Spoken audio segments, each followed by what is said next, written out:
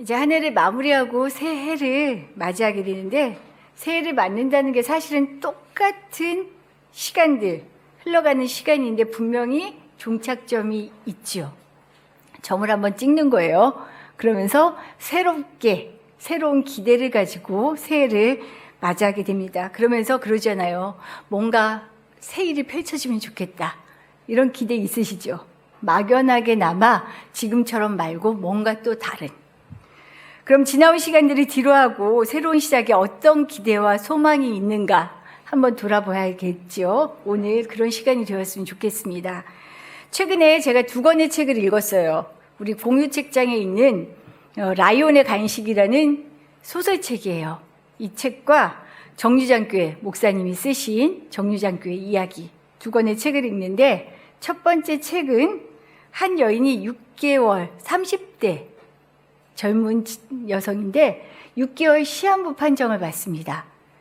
그러면서 마지막 자신의 삶을 보내는 이야기이고요. 2번째 책은 우리가 알고 있는 것처럼 석식당의 이야기들을 다 담아서 목사님이 쓰신 거죠. 첫 번째 책을 통해서 마침표를 향해 가는 내 삶을 점검해 보게 되었어요. 무엇보다 태어나면 누구나 맞이하게 되는 죽음. 이게 더 이상 공포가 아니고 두려움이 아니라 환희의 순간으로 맞을 수 있을까? 이 소설에선 그렇게 맞이하더라고요. 그런 소망 다 있으시죠? 그러고 싶어요. 두려운 게 아니라 죽음이 환희가 될 수 있는 것. 근데 이때 마침 저희 후배가 저에게 카톡으로 한 뮤직비디오를 보내줬어요. 악동 뮤지션 아세요? 거기에 그 남자친구가 선교사님 아들인데 이찬혁 군이 새롭게 만든 곡인데 제목이 장래 희망이에요. 앞으로의 장래 희망이 아니고 나의 장례식에 대한 희망을 한 건데, 그걸 보니까 야 진짜 환희다. 죽음 이거 죽을만 한데? 감히 그런 마음이 들 만큼의 기대가 생기더라고요.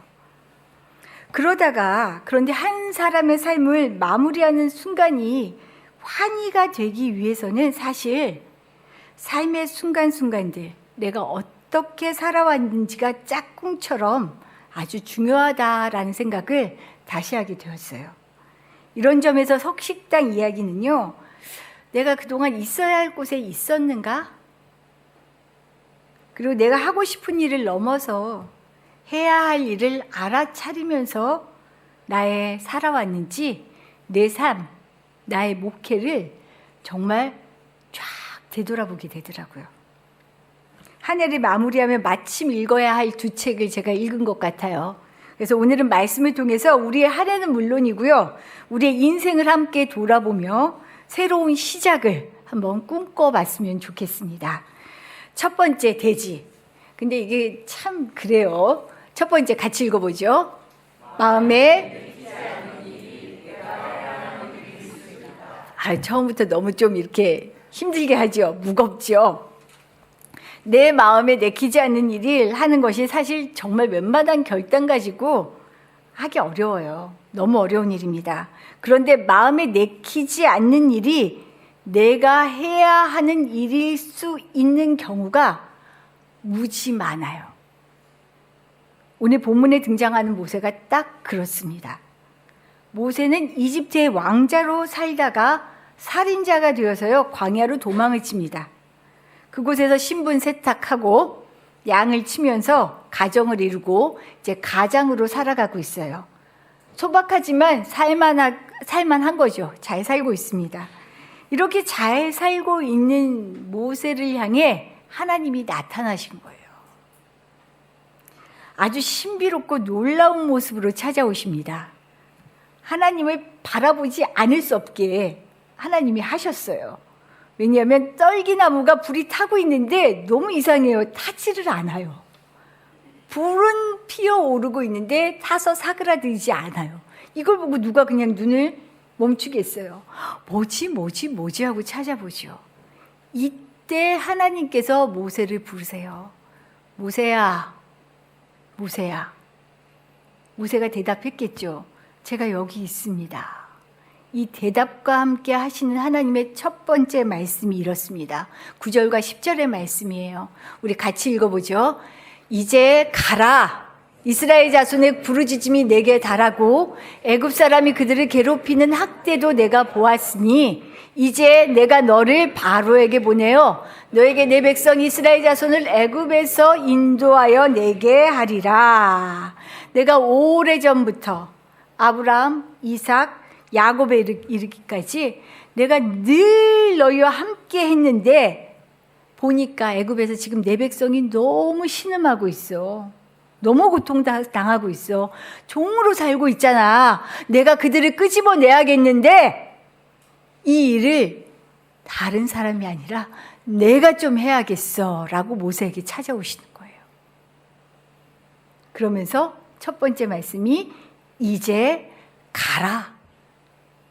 갑자기 나타나서는 이제 가라.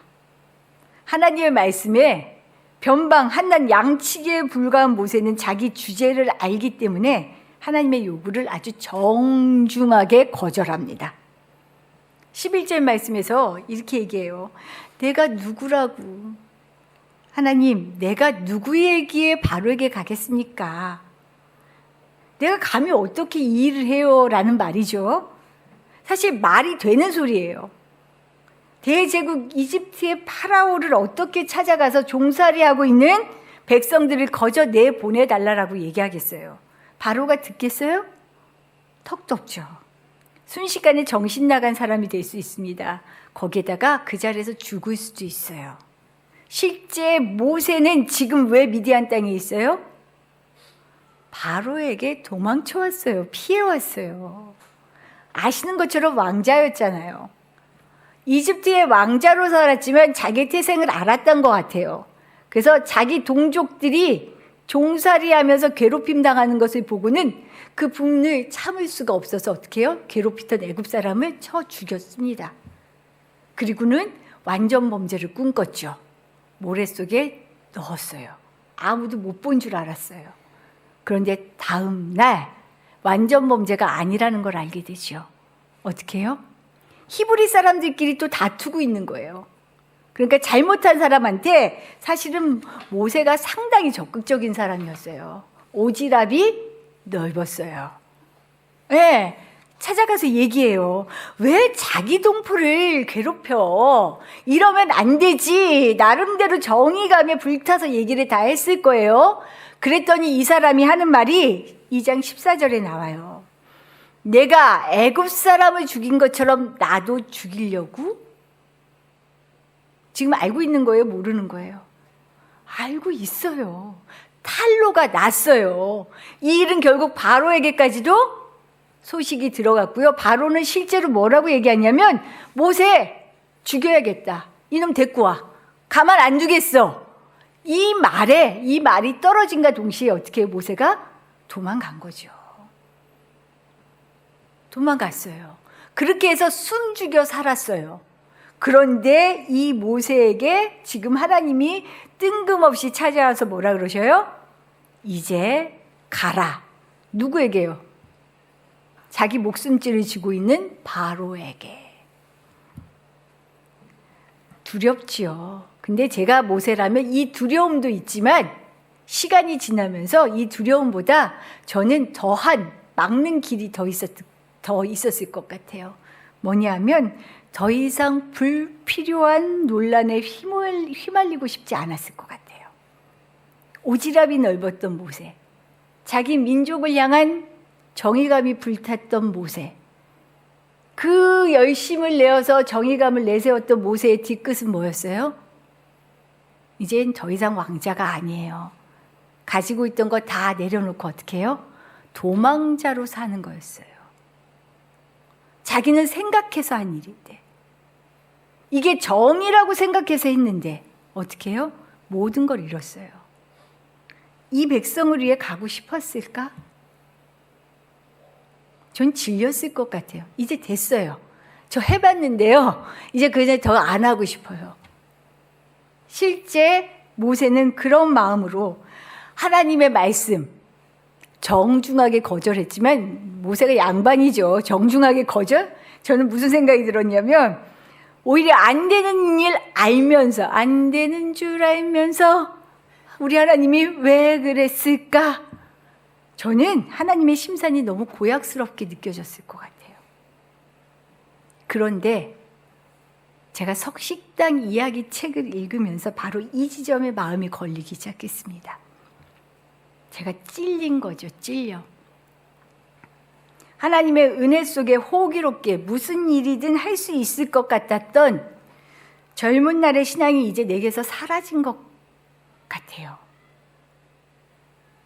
두려움이 없이 나 가난한 사람한테 가서 살 거야. 신학대 그만두겠어, 엄마. 아빠, 저기로 갈 거예요. 소리치던 제 신앙이 없어졌어요. 내 자식들 키우기에도 제가 지금 허덕허덕 하는데요. 이제 그렇게 시간이 지나고 열심히 나름대로 살았다고 하니까 노후가 걱정돼요. 준비할 틈도 없어요.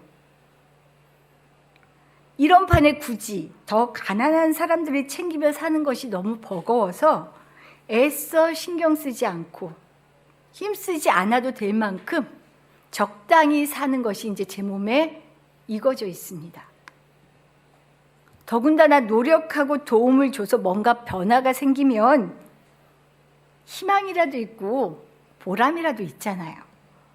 근데 정말 깨진 항아리에 물 붓는 것 같은 이 일, 더 이상 안 하고 싶은 거예요. 내가 언제까지 이 마음고생을 하며 살아야지? 진저리가 쳐졌던 것 같아요. 나이가 들면서 내 몸도 힘들고 일하며 돌보아야 할 가족들, 시간 내는 것도 만만치 않은 내 루틴을 깨며 내가 원하지도 않고 자신도 없는 일은 더 이상 하고 싶지 않을 뿐만 아니라 사실 할 용기가 이제 안 나더라고요. 그런데 석식당 이야기 책을 읽으면서 아직 자식 한 번 낳아서 키워보지도 않은 너무 젊은 목사님이 위기 청소년을 위해 스스로 그 아이들의 보호자가 되기 위해 나서는 이야기가 저를 자꾸 찔리게 하는 거예요. 부모도 이혼해서 15살 소녀를 다 내팽개쳤어요. 갈 데가 없어요. 이 아이가 갈 데 없으니까 목사님이 데리고 와요. 보호자가 되겠다는 서약을 하고. 그리고 따뜻한 밥이라도 먹여야지. 사모님이 정성을 다해서 밥도 먹입니다.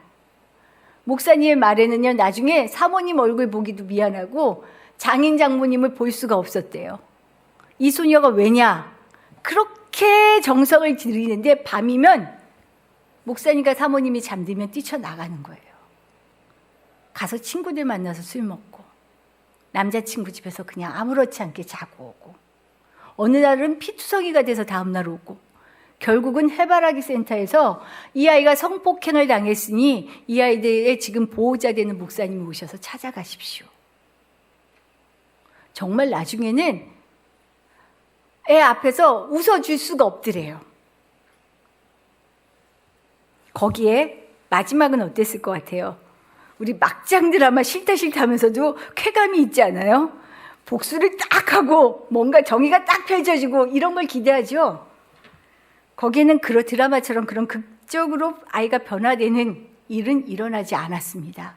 지금까지도 이 아이는 목사님의 곁을 떠나서 친구와 같이 살며 왕래는 하지만 삶의 변화는 전혀 이루어지지 않는 ING예요. 그럼에도 불구하고 이 젊은 목사님은 이 일이 자신의 사명이라고 말하고 있어요. 그리고 모든 이들이 이런 이들을 함께 보살피며 살아가는 세상을 만들자라고 외치고 있어요. 어떻게 이럴 수 있을까? 젊어서 그럴까? 맞아요. 젊으니까 그럴 수 있어요. 제가 일부 예배 때는 그랬어요. 젊을 때는 해봐. 그래야 알아. 나중에 대신 후회도 니네 몫이야. 하지만 해보지 않으면 깨닫지 못하는 게 우리 미련한 사람들이잖아요. 그래도 우리는 어때요? 웬만큼 해볼 만큼 하셨죠? 저는 진짜 여한 없이 했던 것 같아요. 하나님한테 신학대 들어가면서부터 그랬어요. 하나님, 난 이제부터 야곱이에요. 나 다 내가 겪어보고요. 다 경험해보고요. 내가 깨달은 것만 할 거예요. 정말 그렇게 실험을 살듯이 살다가 어느 날 제가 지치더라고요. 내 이웃을 내 몸과 같이 사랑하라. 아이고. 숨이 막히더라고요, 나중에는. 그래서 피하고 싶었어요. 그런데 어떻게 이 젊은 목사님이 이렇게 할 수 있을까? 무엇보다 중요한 거는요, 사람을 변화시키는 일이 내 몫이 아니라는 걸 알았어요. 그건 누구의 몫이에요? 하나님의 몫이에요. 우리는 간혹 선을 많이 넘지요. 내 눈앞에서 뭔가 변화가 있어야 될 것 같아요. 내 눈앞에서 뭔가 달라져야 될 것 같아요. 내 눈앞에서 기적이 일어나야 될 것 같아요. 그런데 이 목사님은 아예 자기 사역을 깨진 항아리에 물 붓는 거다라고 작정한 것 같아요. 그래서 제가 느낀 게 있어요. 이 목사님 맷집 좋다. 제가 간혹 목회를 하려고 하는 사람들에게 왜요? 왜 굳이? 그래요. 그러면 아니 이게 뭐 이래요. 정말로 내가 하고 싶어 죽을 것 같지 않으면 하지 마세요. 그래요. 저. 왜냐하면 맷집이 좋아야 돼요. 누가 뭐래도 깨진 독에 물을 그냥 붓는 맷집이 있어야 돼요. 직장 생활하면서도 느끼지 않으세요? 살면서 맷집이 없으면 살 수가 없어요. 목사님에게서 그 맷집을 본 건데 보통은 이러다 지쳐서 그냥 포기하고 적당히 덮어두지요. 그런 저를 본 거예요. 그런 저를. 그런데 여전히 주님이 주시는 긍휼히 여기는 마음으로 내 눈으로 변화를 보겠다는 욕심, 기대 다 내려놓고 철저하게 아이들의 자리에서 이들을 보면서 그저 밑 빠진 독에 물 붓는 게 내 일이려니 하며 살아가는 그 충성스러움, 내가 회복해야 되는 거구나라는 것을 깨닫게 되었습니다. 저만 그러진 않을 거예요. 다들 그러시지 않으세요? 나도 저랬는데 라는 그 생각이 얼마나 부끄럽든지 세월에 지치고 현실에 안주하고 하나님께서 이 책을 읽는 내내 저를 깨우는 소리가 들리는 거예요. 저를 깨우는 소리가. 우리 교우들과 교회가 함께 깨어나는 새해가 되기를 소망합니다. 이제는 내 마음이 내키지 않아도 해야 할 일에 반응해야 하는 때입니다. 그럼 가능성도 보이지 않는 이 지난한 상황에서 어떻게 일할 수 있을까? 오늘 두 번째 말씀이에요. 같이 읽죠. 주님의 능력을 신뢰하면 맞습니다. 하나님은 이제 자기 자리를 찾아 가정을 이루며 소박하게 살고 있는 모세에게 찾아와서 그의 삶에 새로운 불을 던지고 계셔요. 모세야, 알아. 네가 스스로 아니라고 생각하는 거 다 알아. 네가 왜 여기서 살고 있는지도 알아. 네가 도망했던 거 내가 모르겠어? 다 아는데 이제는 네가 필요해. 이제 너가 가야 할 차례야. 이때 모세의 나이가 몇 살이었게요? 우리 7장 7절 말씀 볼까요? 모세의 나이가 나옵니다. 그들이 바로에게 말할 때 모세는 80세였고 아론은 83세였더라. 80세 노인에게 주님이 이 중차대한 일을 맡기고 있어요. 우리 나이 말 못해요. 갱년기 탓 못합니다. 나 너무 할 만큼 했어요. 이제 접어두자고요. 자신의 몸을 추스리기도 어려운데 너무나 엄청난 도전. 그러니 모세가 어때요? 자기 발을 뺄만 하지요. 그래서 얘기해요. 내 말 믿지도 않고 듣지도 않을 텐데요, 하나님. 그랬더니 하나님이 너무 순진하게, 너무 순박하게 지팡이 던져봐. 뱀이 될 거야. 손을 쫙 넣어봐. 갑자기 나병이 생길 거야. 이런 이적을 보여주면 사람들이 다르게 반응할 수 있어. 근데 지금 모세가 이 소리가 들리게요, 안 들리게요? 안 들려요. 마음은 이미 결정했어. 자긴 갈 생각이 없어요. 하나님에서 내가 결정하면요, 내 생각이 사로잡혀 있으면 하나님의 음성은 안 들리게 되어 있어요. 그래서 얘기해요. 하나님, 나 입이 뻣뻣하고 혀가 둔한 자입니다. 그랬더니 하나님이 뭐라 그러시냐면, 걱정 마, 내가 네 입과 함께 할 거야.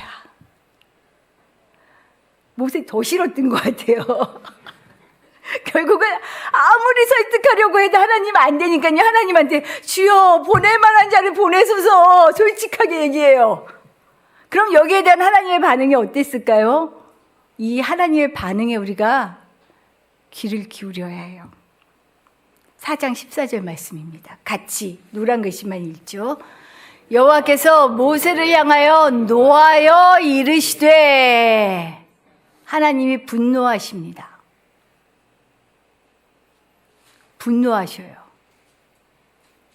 정 안 되면 그러니까 어떻게 해요? 아론을 같이 세워주죠. 그런데 왜 노하셨을까? 너 지금 착각하는구나. 내가 너를 통해 일하지만 네가 일하는 게 아니야. 누가 일해요? 하나님이 하신다고요. 내가 어떻게 해요? 라는 말이 겸손처럼 들리시죠? 우리도 그런 말 흔히 해왔죠. 하나님, 나는 아닌데, 난 너무 부족한데. 아유, 하나님, 하나님은 이걸 교만으로 받으셔요.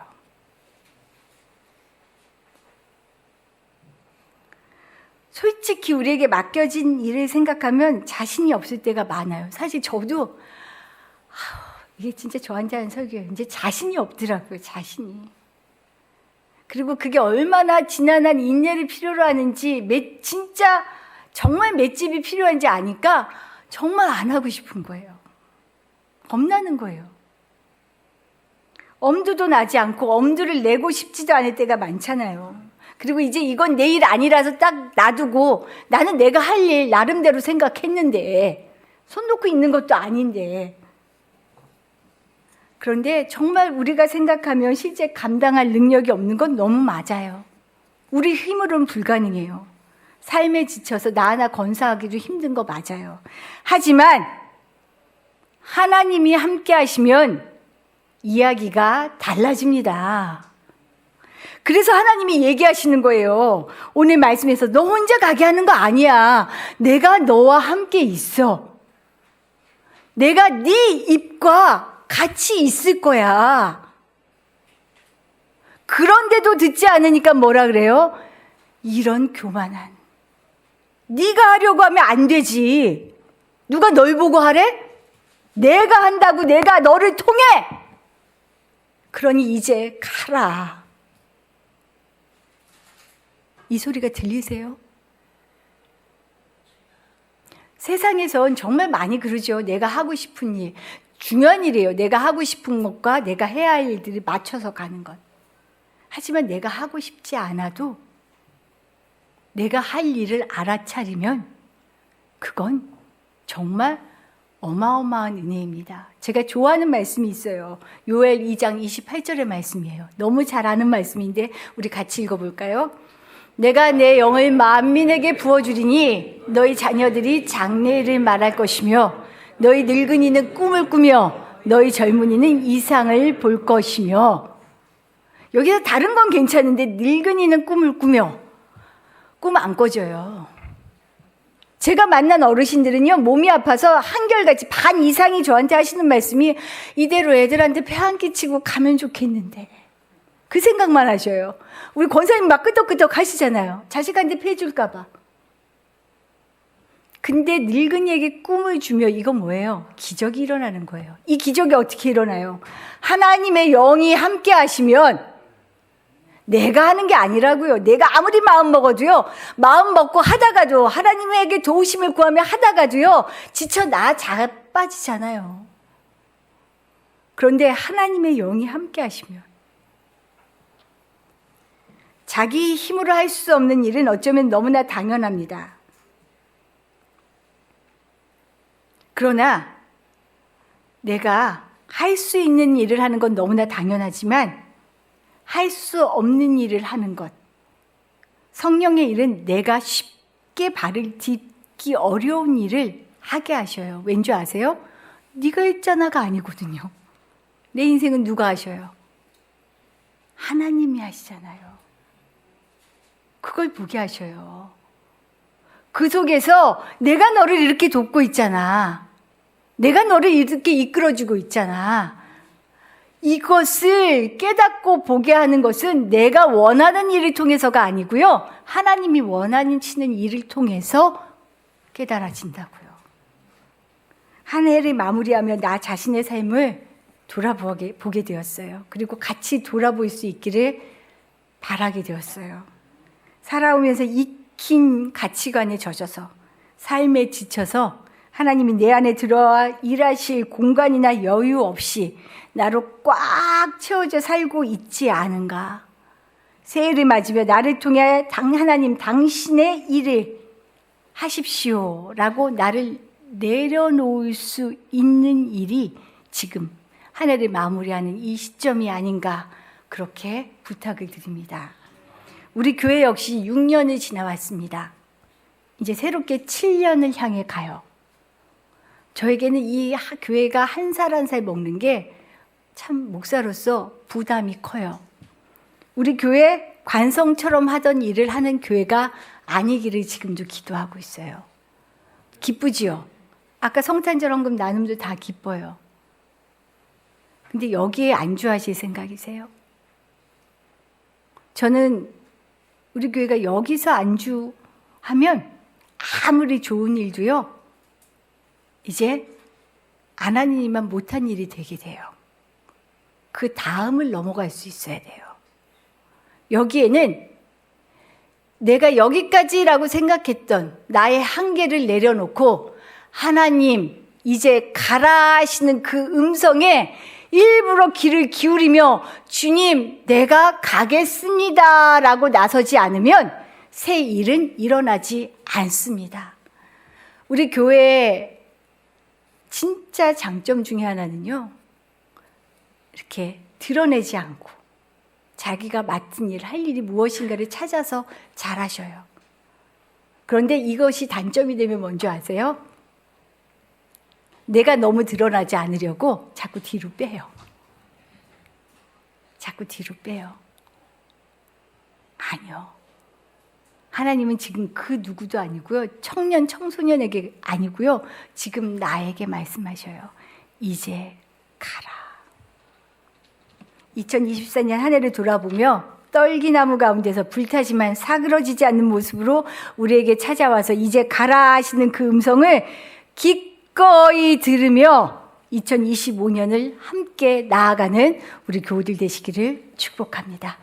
기도드리겠습니다.